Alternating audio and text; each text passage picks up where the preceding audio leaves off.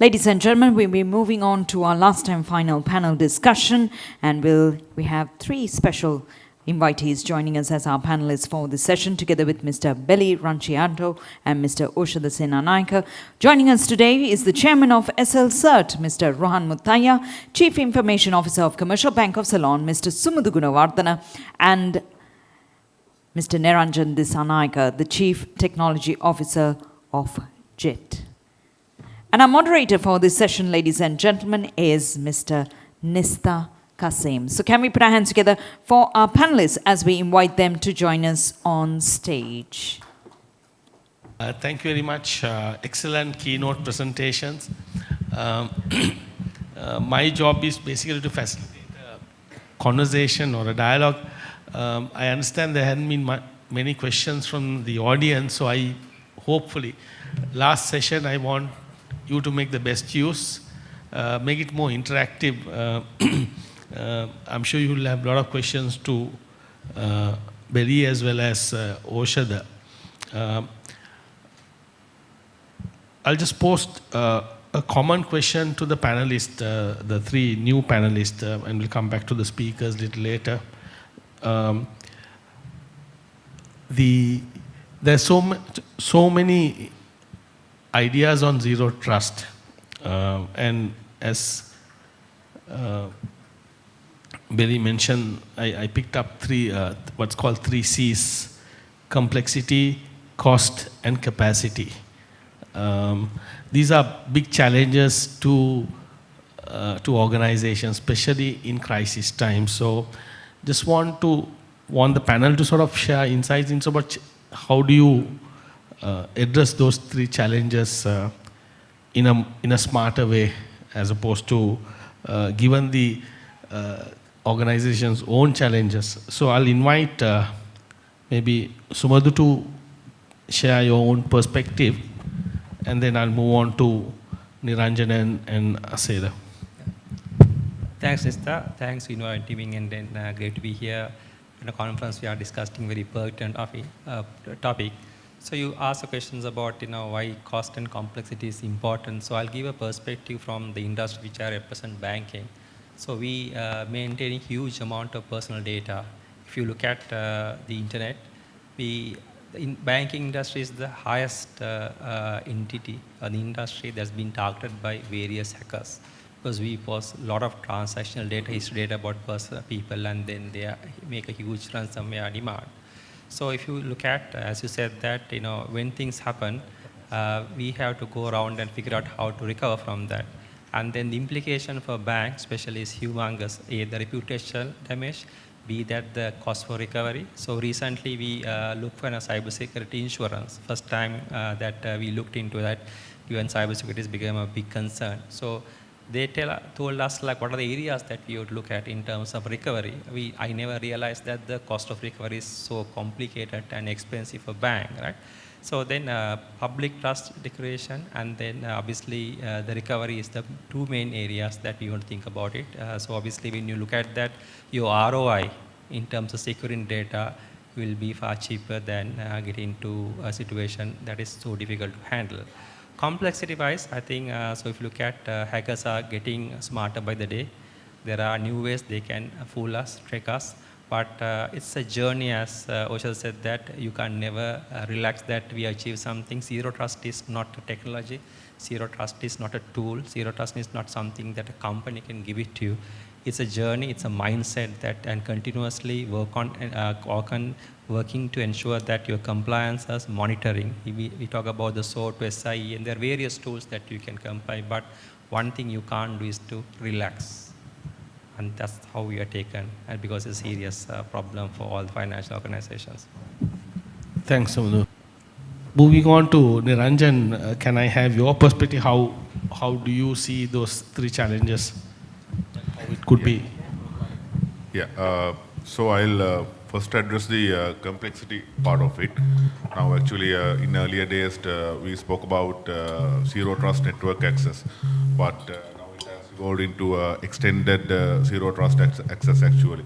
So now we don't only speak about network component of it, but we speak about data, people, devices, applications, systems, and also there comes the analytics and monitoring part, and also the automation part. So day by day, the zero trust concept is getting more and more complex. I mean, if you try to implement it, there are different aspects to it. I mean, there's the people aspect, there are the process aspect, and there's the technology aspect as well. And all these three things are getting complicated. I mean, different vendors adapt different implementation methodologies and architectural frameworks when it comes to the actual implementation. But they are different from one another. I mean, even though there are baseline similarities, but so they are pretty complex. And also when we are trying to implement it in our networks, I mean, our networks currently are pretty legacy networks, right? They are very old-fashioned. And when we try to move from a legacy network into a modern network, the process and the transformation journey is very complex as well. And also there come things that we don't expect. I mean, change management, cultural adaptations, process mappings, and the way we do business, everything changes, and it's pretty complex. And getting approvals from management and leadership, or maybe from a board to implement all these things is complex. And then when it gets more complex, then the cost increases as well. I mean, there are a lot of technology components that we need to implement. I mean, depending on the actual architecture. So now we talk about software-defined parameters as well, where we try to implement a complete software-defined parameter irrespective of whether you are having cloud implementations or on-prem implementations. And so with these solutions, I mean, you have to implement policy engines and gateways, identity and access management, SIMs, UEBAs, EDR, XDR, encryption solutions, gateways, whatnot. And for all these things, if you want to have a fully fledged zero trust architecture, then the cost goes up as well. And then the capacity problem. Do we have the right skill set with our hands to implement all these things? I mean, given the current situation, I guess we are facing a brain drain. We don't even have people to manage our existing infrastructure and systems. So how are we going to afford managing all these new systems and technologies? So we have to train them, we have to upskill them, and so we have to compensate them as well. So it's not easy. And so the best way is to, I mean, follow a proper planning methodology. Strategic planning, identify where we are, our business goals and strategic goals, and where we want to be, do a gap analysis, and come up with a roadmap. And so there are different things. I mean, maybe during the course of the discussion we can discuss those things. But if we phase out properly, if we plan properly and strategize things, it can be achieved. Say your perspective. I would take, I mean, both the speakers before me were very comprehensive in their answers, and perhaps gave a very good insight into the implementation. So I would take a zoom out here. One aspect that I would like to focus on is cost. And you know, we have another driver right now, and Oshada spoke about it in his presentation, the pressure of DX, digital transformation, coming into especially our friends in the banking sector and any other sector. So we must understand that to implement zero trust or to implement any security framework or practice, it cannot happen in isolation. We must be cognizant of the strategic objectives that the board wants us to look at. And I think where we lose the plot, now for example, if we were to actually go and articulate, we need to implement zero trust. That's going to be a very difficult conversation, given if you have in parallel a digital transformation going on, a digital first outlook going on, where you're trying to entice the digital customer. That's going to be a very difficult conversation you're going to have with the board. And how you manage that conversation in terms of risk. We're very good at talking about threats and vulnerabilities. I think all our lingo is that. Where we lose the conversation, where it gets lost in translation, is how we convert that into a board identifiable, understandable risk. If we can get through that obstacle, cost is not a concern. I don't think it is a concern. Simply because if you look at what your organizations are right now investing on in terms of enhancing your digital capacities, cost is not a concern there. Cost is not a concern for you to acquire customers. We are fighting for certain areas. We are trimming down in certain areas, but certain thrust sectors, when it comes to profitability, when it comes to engaging the customers, we're not cutting down. The place where we lose the plot is where we don't articulate it well enough that this gets lost and pushed further down the priority ladder. And of course, then we can start talking about capacity, we can start talking about complexity. Both these things, everybody in this room can articulate better than me. So it's not the cost, it's the risk and how we articulate that and how zero trust coexists with the other business objectives within the organization. You can translate that into your business strategy, because at the end of the day, I think everyone in this room will agree, IT is not the core business. For a banking sector or any other organization, it's not the core business. Cybersecurity is not the core business. How do we make sure that this complements the core business? How do we make sure that that conversation and that transaction with the board happens in an effective manner? And I think if we ask these searching questions with ourselves, then we may find the answer. Interesting. I think more than complementing, it's about securing your core business rather through this thing. Belly, I think you look much beautiful, smart than you were when you were on stage. Don't you think so? Okay. If you were to sort of, I know today a lot of insights were shared. Maybe it seems like a tall order for all these professionals and staff who are responsible or have security or risk management responsibility. What would be a quick checklist for them to sort of do their job better based on all today's proceedings? If you take zero trust as the overarching goal of everyone in this audience, how should they approach to get it right? I'll start from Oshada and maybe Betty as well, maybe engage Betty into this conversation. You can't avoid that. A quick, maybe 3 steps that they can be, 3 practical steps that they can sort of start implementing starting from tomorrow. So I think first would be Nista, hand in heart, hindsighting on exactly where things stand in your organization today. Look inward. So that's the situation currently. Second point is based on that you need to have action plan, which could mean that, look, there are certain oversights that could have been possibly happen, but that's okay. It's about basically ensuring that you take steps rather than never. It's better late. And third thing is, again, communicating that to the leadership in no uncertain terms on the implications.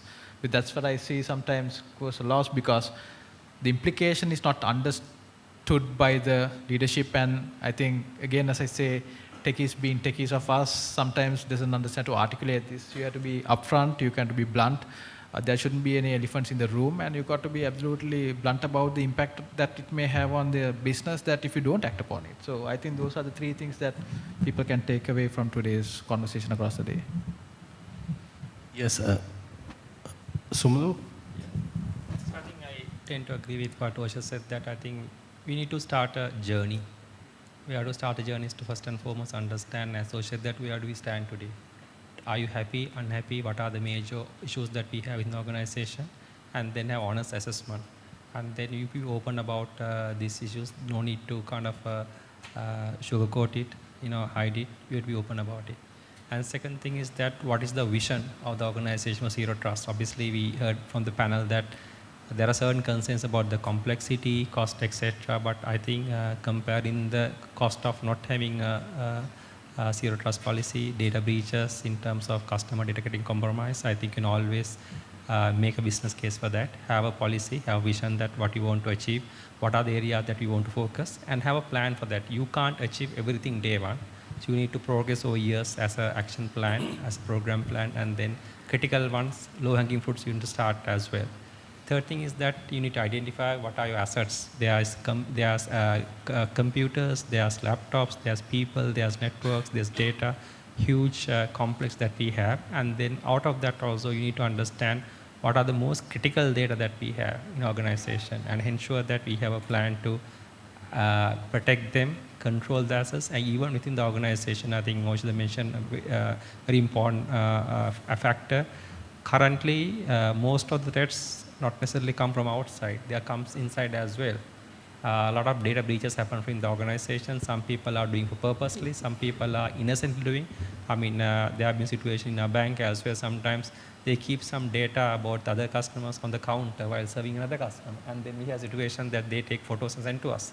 Just a customer data breach, right? So we have to continuously educate our employees to ensure even having any data with regard to another customer on a counter is a data breach. And obviously, we spoke about the identity and access management. I think that's quite key. We need to ensure that zero access is given to a platform that you don't need it at. Never assume anything and then control it. And same time, even if you provide access to a certain platform, continuously authorize that, validate that whether that access is required. And as a bank, that we have policy that every month we validate whether people need those access. Some people are moved out and still, some access are not taken out, right? And then they have changed the roles. They don't need those access any further. So I think they have a vigilant platform to monitor those things are important. That otherwise, that you will have a situation that there'll always somebody within the organization or outside the organization will breach it, and you have to face serious consequences. Niranjan? Yeah. So I'll elaborate the answers which were already given, and I think during the previous keynote speaks as well. So for the first thing we need to do is analyze our current posture. And to analyze the current posture, there are various sub-tasks that we need to carry out. I mean, attack surface identification, and so we need to do a complete mapping of the current attack surface that we have. Then we need to do a complete map of the data flow within the organization. I mean, we can use data flow diagrams or whatever the mechanisms possible, but the data flow can be helpful to identify where the data originates and travels through the organization and where the data is stored. Then we need to identify the critical assets that we have. It could be data assets or physical assets or people assets or process assets or whatever. So we need to identify the critical ones. Then there comes the other process like business impact analysis, risk assessment and risk remediation processes, and privacy impact assessments. And after all these things, then comes the policy layer. So we need to define the policies that we are going to adopt throughout the organization, and the standards that we are going to follow, and also the regulations which are applicable for that organization or the particular industry. And after the current posture is assessed, then we can identify the gaps that we have and develop a roadmap. It could be a people roadmap, process roadmap, or a technology roadmap. So if it's a technology roadmap, then we need to decide the technology architecture that we are going to follow. It doesn't have to be implemented the first time. We need to phase out according to the business strategies and objectives. Then within that technology architecture, there are so many technology components, as I mentioned earlier. So we need to select and decide on the first baseline that we are going to have. Identity and access management, encryption, gateways, and multi-factor authentication, and everything, right? There are so many things, policy enforcement and enforcement points, policy enforcement engines, what are we going to follow there? Then that's not enough. So once we implement the zero trust architecture, so there are certain other additional supportive mechanisms that we need to follow as well. So zero trust can go wrong. I mean, because like if you do not implement it right, it can go wrong in a really bad way. So you have to be very careful. And there are the support mechanisms are the monitoring, analytics, and auditing, reporting, automation kind of stuff. And for that we might need the help of proper SOC or XDR, EDR, user and entity behavior analytics kind of things. So the proper supporting mechanism, monitoring mechanism, and the feedback loop should be there. So it should be according to a PDC, a plan, do, check and act. So if that cycle is complete, I think we can achieve proper zero trust implementation. So the ethos of zero trust is riffing a quote from the late President John F. Kennedy. Trust but verify. Here, don't trust, always verify. So, but I think the challenge always comes, as I've spoken previously, is when you're trying to have that conversation with business of how much zero trust can you implement within an organization. Because it's tough. You go to perhaps marketing and you say that we are going to implement a zero trust model. I'm sure there's going to be enough friction coming from there. So you look at zero trust, in my opinion, as a spectrum.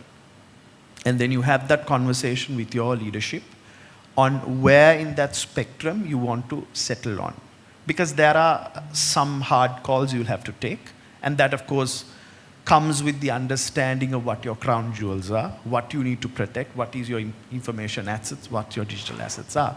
But once you have that conversation, then you can have hard stops on that in terms of zero trust. Plus, wherever it is permittable, there can be some flexibility. Because obviously, if you go all in, and this is where most of the time zero trust fails, 45% of the time, information security leadership struggles to implement the policies.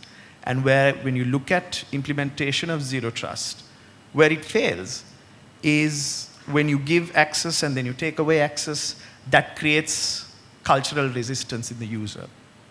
And that's where we, I think, lose the plot, the people. My advice and recommendation is, if you're actually going ahead, if you have the board buy-in, if you have senior leadership buy-in, try as much as possible to get the non-tech cross-functional team involvement into that. Because that's where you will either win or you lose. You get your CMO, you get your CFO, you get your operations guys. They know really what works and what doesn't work. So there are certain times of the month, for example, that maybe zero trust won't work. For example, if you have said that anyone after 5 can't access something, and maybe there are month-end reports that are running. That's a conversation you need to have. That's a use case you need to treat one by one. And that conversation happens when it's not IT-led, it's a co-led exercise.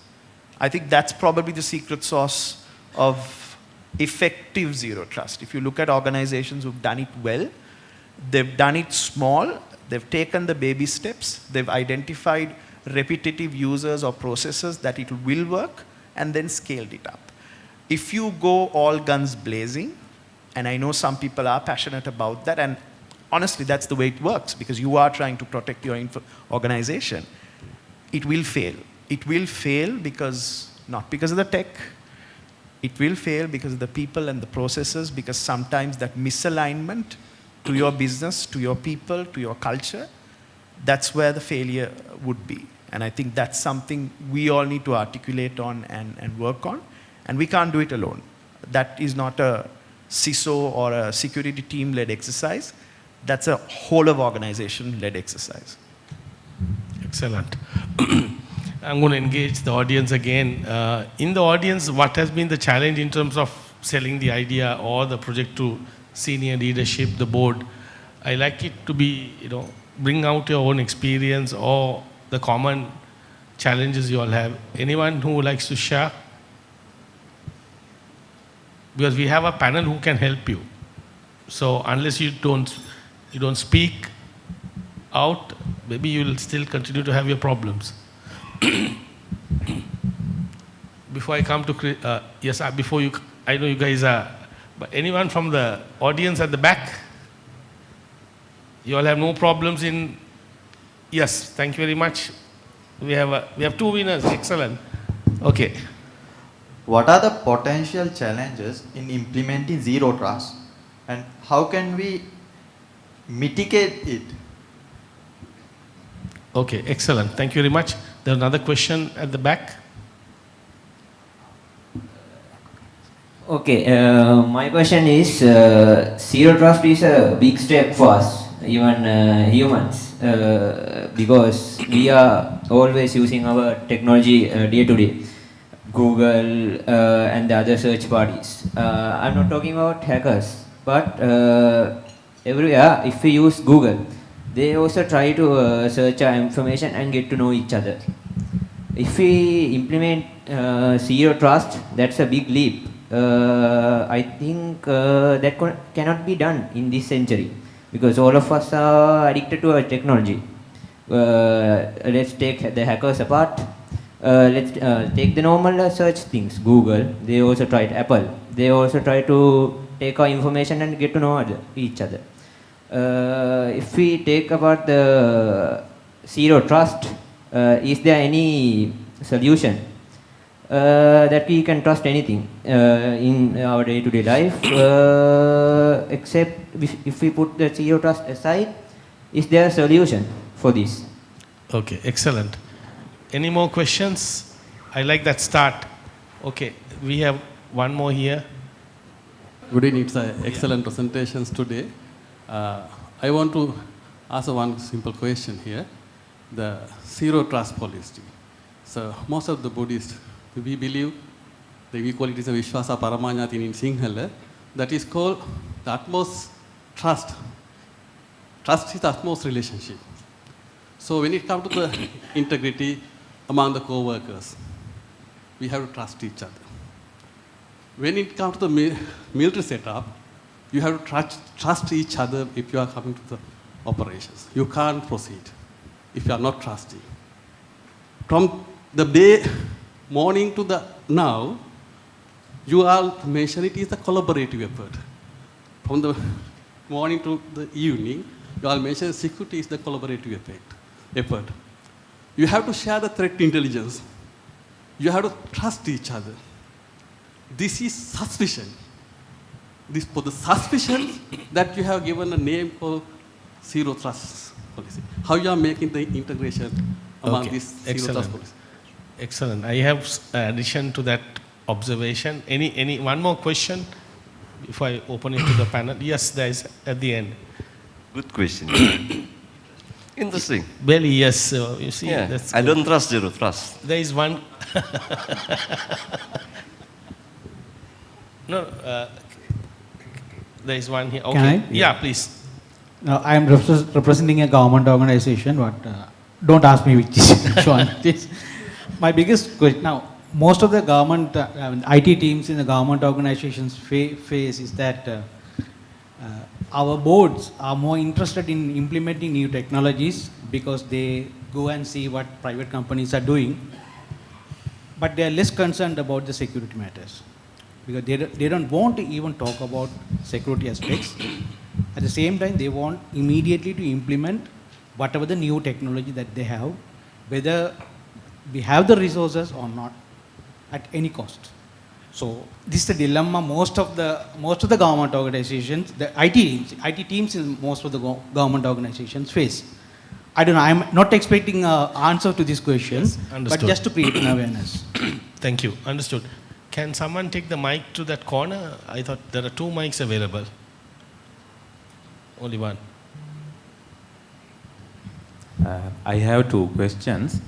That firstly we talk about that we saw the video that deep faking, deep voice, and I also doing the research, check that site.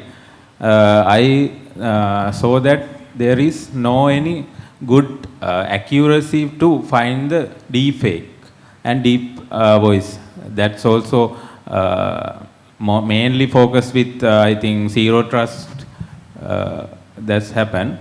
So there is another good algorithms or something to find good accuracy too, because this is a big problem in future. My second question is, we are beginners from new technologies. So without knowing or with knowing, we already give our details to Google and other platforms. So already we are now we are already know everyone. So how we can manage this? How we can protect our privacy from this? Okay, excellent. Thank you. Thank you. Billy, you need to respond to some of those questions. I'll channel the other ones to rest. But Billy, All right. Okay. It's time for me to get a bit serious. yes, quick, yeah. Well, just now, the fake. It's just a matter of time. The one that I saw you just now, I'm just using RTX 4090 to create the fake. Actually, I can create more better than that, but it will be more dangerous. The one you referred to my video just now, the Obama speaking, right? Yeah. Hey, who asked the question? Yeah, at the end. Yeah. Oh, okay, sorry. Yeah? You refer to that question. Okay, actually, it only takes around 15 minutes for me to create that video. 15 minutes only, using RTX 4090. So if you ask me about, now we have another problem, AI. Okay, artificial intelligence. Just now I just showed you, who can you trust that one? Okay. Second question is what? I forgot. About privacy. Yeah, privacy, yeah. No more privacy, I tell you. Since you use internet, there's no privacy.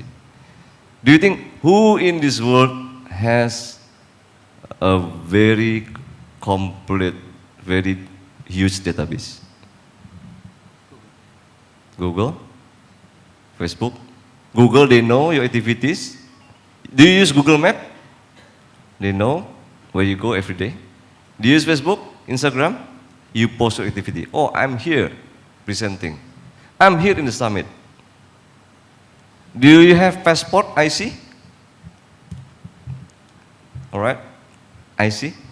Have you ever want to update your picture, your photo in your IC? Very lazy. My IC also expired. But if I want to go just to upgrade to the new one, very lazy. But all of you guys, no, not of you. All of my friends, my family, they post everything. Facebook, they have everything. They know your name, birth date, your sibling, your school, your work, your job, your friend, your old friend. You go for the reunion, posting. I am here. Right. Even worse, like just now. You open your mobile phone using fingerprint. They have your fingerprint as well. Open using Face ID. That's why I use this one. So, if now I open my Face ID, Google will get trick of me. So, no privacy. Do you want another job? Forget it. Yeah? And we voluntary, every day, we send the data to them. Voluntary. Remember, there's a quote. If the service is free, that means you are the product. Google is free, Facebook is free, Instagram is free, that means you are the product. Okay? Hopefully this one can answer the question. Yeah? Don't forget, later, maybe on the next summit, I'm going to talk about AI. Hopefully, I'm still be Bailey next year on the next summit. Because there will be another AI. Okay? So, the answer just now, if you ask about algorithm, it will be what about deepfake, the voice and so on. It will be really technical. Yeah? So you can just email me later on, then we can discuss. Thank you. Thank you. Excellent. This question about trust, which was raised about, I have an addition to this. Maybe Oshada and Sumudu can respond. Is there is a dilemma for organizations. One is about building trust. Earlier we were all told about build trust within the family. There are companies that run as a family, where there is, because they trust.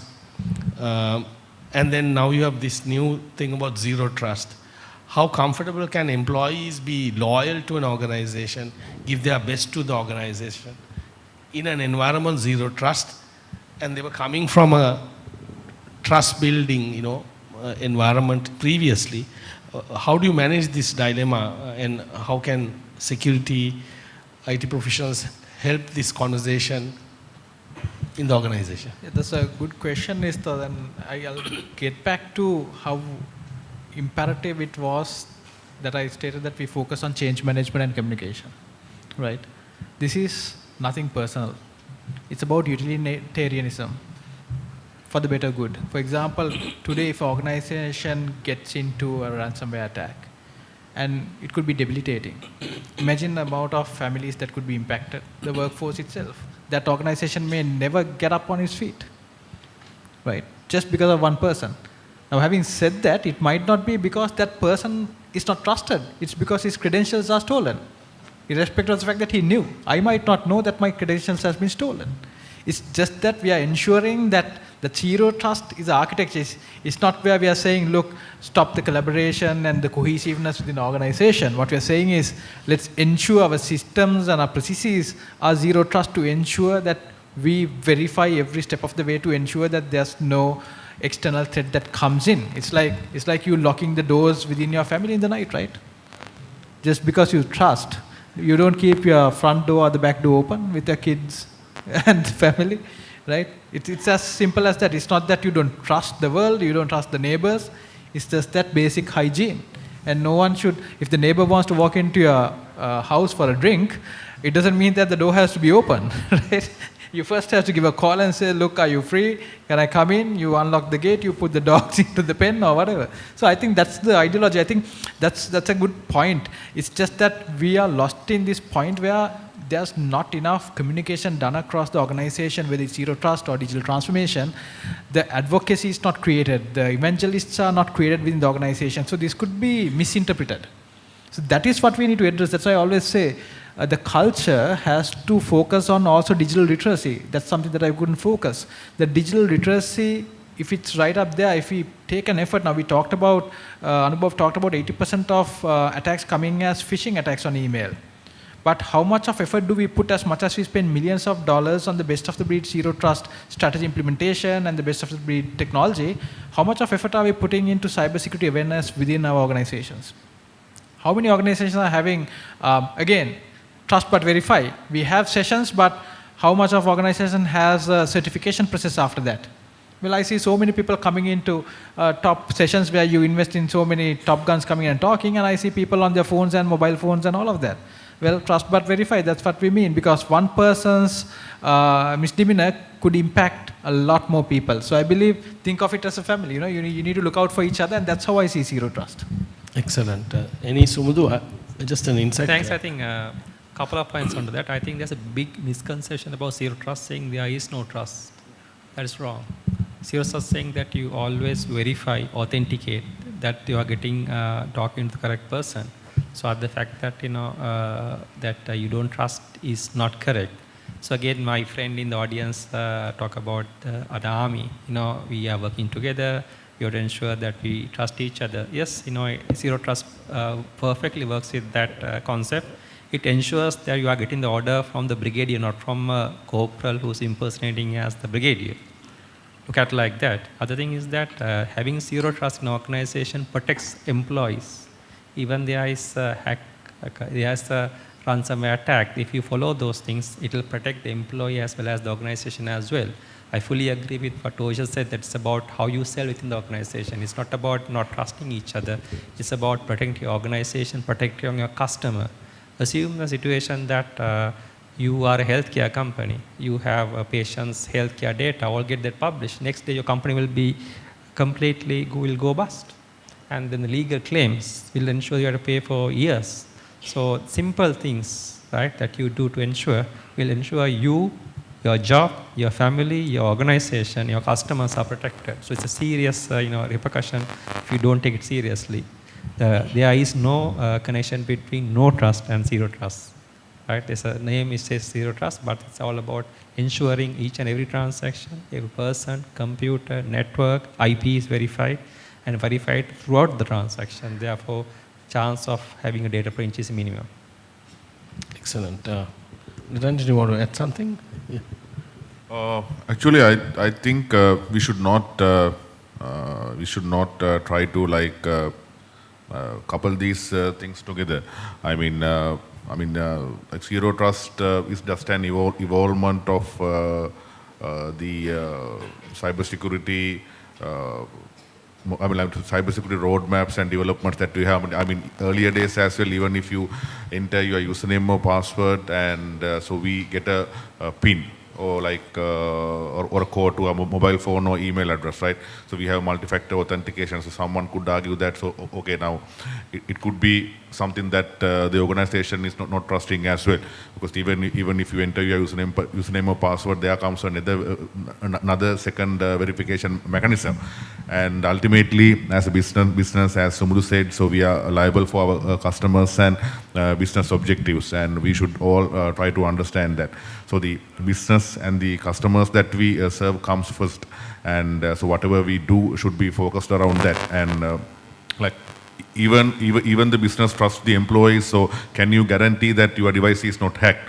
Can you guarantee that someone else has not stolen your credentials or maybe stolen your device, so pretending to be you? So you can't I'm sure that most of us can't guarantee that that as well.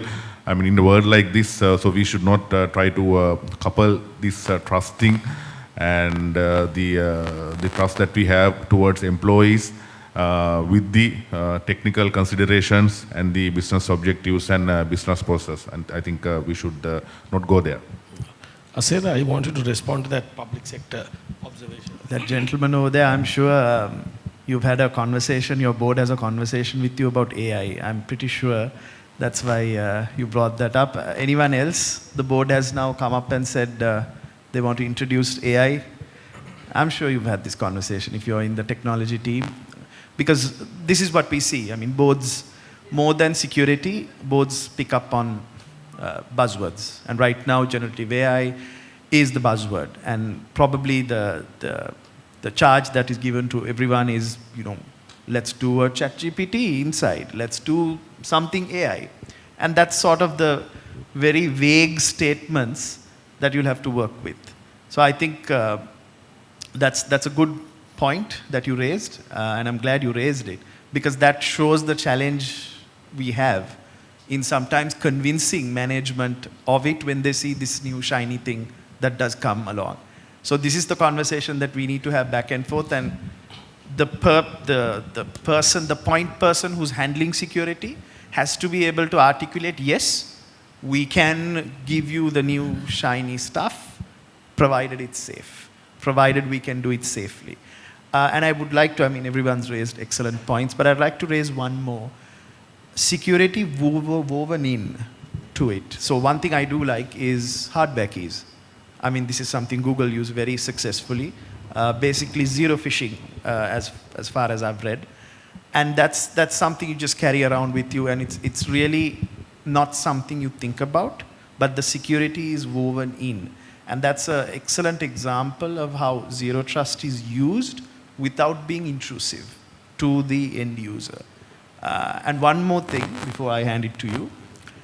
It's always easier to listen to something, especially some concept like zero trust, because I think we've even got the naming wrong, when it comes from a friend and a colleague. And this is why it's important, if you are having a zero trust rollout, or you're thinking about zero trust, have zero trust or privacy or security champions within your organizations. And those are the guys running it. Because it's very easy to believe something that's coming from a team lead, your line manager, or someone you talk to every day, you have tea with, versus IT coming and saying it. And let's be frank, sometimes some things we say get lost in translation and misinterpreted, including zero trust, which this gentleman very correctly said, because it can be misinterpreted. And this creates the organizational behavioral friction that comes with implementing zero trust. So those are the three things I wanted to understand. Security woven in, champions, and making sure that you have a wider view of this whole thing. Okay, thank you. Before we wrap it up, I want to give the opportunity to our speakers, resource person. Were your questions asked or you have unique questions? Last three, yes. Nitin? Question to Billy? Okay. Mike, please. So I think my question is largely, the reason for the change in look. I've been watching you for the last 2 days. So it's just a mitigation strategy or a game plan for you like this, or it's just on a light note. But the main question that I have for you is on the metaverse. I think we talk about AI. What kind of threats that you see, when we talk about the metaverse? So that's something, my main question. I think first one is just on a lighter note. Metaverse. Metaverse. Yes. Metaverse. Metaverse is dead. Correct. Yes. During the pandemic, Facebook, they changed the company name into Meta. Then they thought that everyone will go to the online cyber world, online virtual world. Until they changed to Meta, we have decentralized, we have NFT, we have blockchain. Blockchain is actually good, but the problem is, after the pandemic, people or all of those companies, they never think that everyone going back to normal again.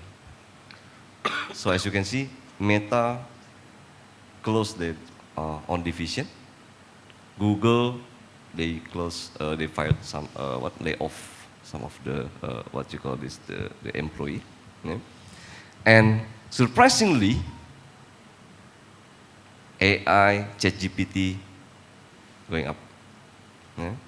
So in my point of view, to be honest, maybe today we talk about zero trust. Maybe on the next year, it's dead. Because technology is really now growing exponentially, very fast. We never know. But at least we have in here, we sit in here, we know the history. Same like last time, the history of the internet, the history of email, the history of e-commerce, the history of metaverse, NFT, what else? Who has an NFT in here? Oh, crypto. Crypto is also dead. It's a scam. Right. But at least that is the experience.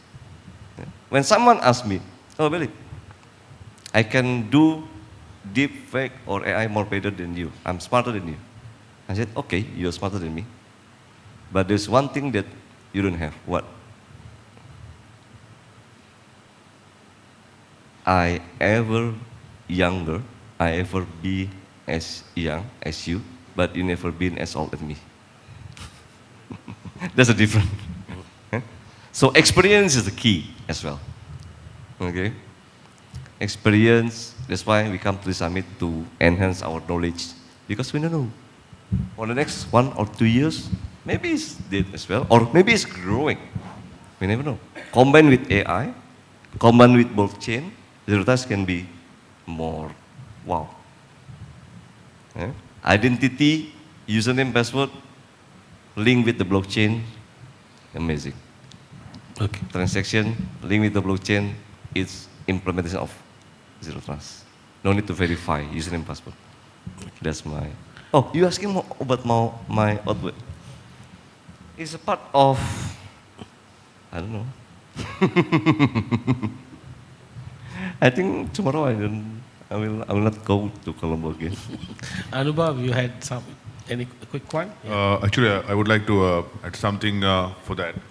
Yeah. So even though the concept of metaverse is actually dead or died or something, so there are different other concepts as well. I mean, we have Web 3.0 and then we have Web 3. I mean, without space, Web 3.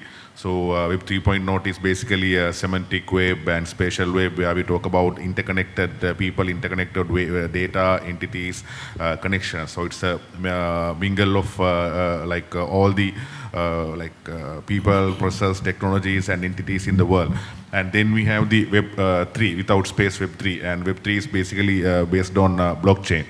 And so there comes the NFTs and other blockchain technologies like DeFi, DeSci, and decentralized organizations and decentralized applications and all. So, and actually people are doing a lot of developments on Web3 based on blockchain technology, and there are things happening on that part. And so with that thing, I think there could be newer threats coming in. So even though the metaverse concept is dying, the interconnected world is evolving. It could be a spatial web or semantic web or blockchain-based Web3 technologies, but that is actually happening. Thanks. Anubhav? Yeah. Yeah, I'll keep it short. I do want to just add on to what Oshada mentioned. I think it was a very elaborate view from Oshada on how zero trust can be implemented. But I'd probably leave behind a thought here. If you recall, when I presented, I spoke about how in the 60s, US was concerned that while we created systems that could talk to each other, we were also creating trouble for ourselves because now privacy becomes a concern. You could enter somebody else's system. So all of these things, as you see today, fast forward to today's world, applications are getting connected. Digital transformation is helping us get our business to the next level. It's all for a good reason, but history is repeating. Each time we take leaps forward to improvise, there are the bad guys who are going to make use of it and slow us down. So the thought I want to leave behind with all of us is, the moment you try to overcomplicate it, you will not be able to execute. Take a simple example of zero trust. A lot of organizations make decision to walk through that journey, and they'll probably start with a zero trust network access capability. They'll spend money doing it, they'll spend months implementing it.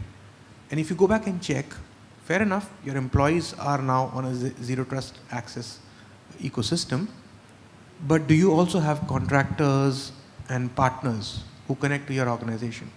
And if the answer is yes, were you able to extend that ecosystem to them? Answer is no, because we don't manage their endpoints. I can't put an agent up there. So imagine you've tried to solve a problem, but you've not solved it completely. And you don't necessarily have to throw in another tool to solve it. If you had just thought through a little better, you would have realized that I could just have a policy in place which says, if I have to be in this business and if I have to do it in a particular way, I may not just allow unmanaged endpoints to connect. Just completely remove that from the attack surface. Or you come back and say that if I am going to build an ecosystem where everybody has to be a part of it, including unmanaged devices, I find a way to do it. There are solutions. But jumping in to solve a point problem may not necessarily solve it, and you're still not protected. Second example I want to take is, and again, it's going beyond zero trust. How are you going to protect yourself from attacks coming in through code that you didn't write? An application that you're using was written by somebody else. It was infected by at its source, and now you're downloading an upgrade to it, the typical software supply chain attacks. What are you doing about those? So the problem is only going to keep changing its form. The moment we start complicating it, by force-fitting a solution to it, we are just spending more money and not achieving an outcome. Okay, excellent. Thank you very much. In the interest of time, we are already very much beyond our stipulated time limit, but I think thank you very much. Audience engagement was very important, so thank you for being active and making this the final session more interactive. So thank you very much for the panel, for being very forthright, a lot of insights to take home, and thank you very much. You have been a good audience as far as the last session was concerned, which is always challenging. Give a round of applause to our panelists and the keynote and the special speaker. Thank you very much. Good evening, ladies and gentlemen. So it has been a privilege for me to propose the vote of thanks on behalf of the organizers, Daily FT and SICRA. So we would like to first thank this massive audience for trusting us in a zero trust environment. with this Cybersecurity Summit, ninth edition. So every year we see large crowds coming in, taking part in our Cybersecurity Summit. So I would like to propose my vote of thanks first to all of you for taking part in this Cybersecurity Summit. Second, I would like to thank all the resource persons who came here and gave their insights, shared their insights with you. Unless we had these resource persons, we would never have had a successful summit with their key insights being shared with this massive audience. So, further, I would like to thank Dr. Vijayadasa Rajapaksa, Minister of Justice and Prisons Rehabilitation, for being the chief guest of this event. I would also like to thank our strategic partners, Visa and Huawei. With their support, we had been able to, with their generous support, we had been able to give a better rates for our audience. We would also like to thank Lanka Pay, our official payment network, and also for our knowledge partners, PCI Security Standards Council, and also to ISC Squad Colombo chapter. We would like to also thank our creative partner, Mulan Law, Sri Lanka. Also, a special thanks to Google Cloud Security for their presence. I would also like to thank a core group of corporates who came out to support us by sponsoring a group of university students from various parts of the country. DFCC, John Keels Holdings, Aitken Spence, Carsons, CIC, NDB, Sunshine Holdings, People's Bank, LLC, and Bank of Ceylon. Finally, I would like to thank the SICRA and Daily FT teams who had been working tirelessly, sometimes with sleepless nights, during the past few weeks, organizing this event. Thank you, team. Thank you for your support, your contribution. This event became a success thanks to you all. Ladies and gentlemen, thank you again for your participation. Have a good evening. See you all with the Cybersecurity Summit 10th edition next year. Thank you.